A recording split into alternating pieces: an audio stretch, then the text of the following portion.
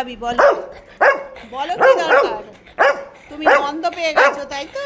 হ্যাঁ আমি বুঝতে পেরেছি যে পুচুবাবু এটার গন্ধ পেয়েছে, মানে এর গন্ধ পেলে ও আর স্থির থাকতে পারে না। কে খাবে এটা?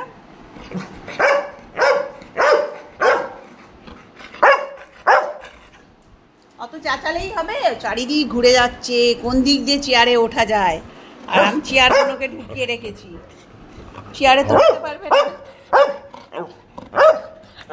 কি বল বল, কি খাবি? না আমি দেবো না, আমি খাবো, আমি দেবো না তোকে, যা। খুব ভালো, একদমই দেবো না।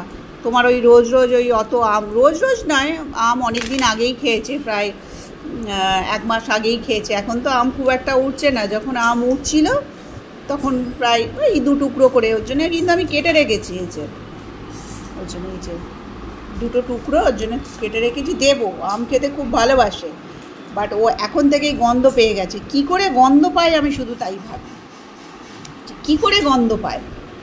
ও কিন্তু ঠিক আমার টেবিলের কাছে, একদম আমার কাছে এসে বসে পড়েছে, আমার কাছে এসে বসে পড়েছে। দেখতে পাইনি, দেখাইনি, আমি আমার মতন খেয়ে যাচ্ছি, কিন্তু ও গন্ধ পেয়ে চলে যাচ্ছে।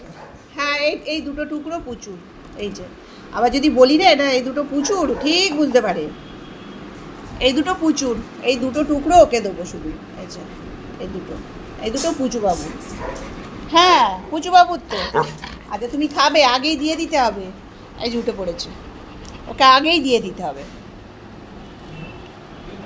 নাও খাও। কি ছেলে না, কি ছেলে ওকে বলাটা ভুল, কারণ আমরা ছোটোবেলা থেকে ওকে অভ্যাস করিয়েছি বলেই ও খেতে শিখেছে।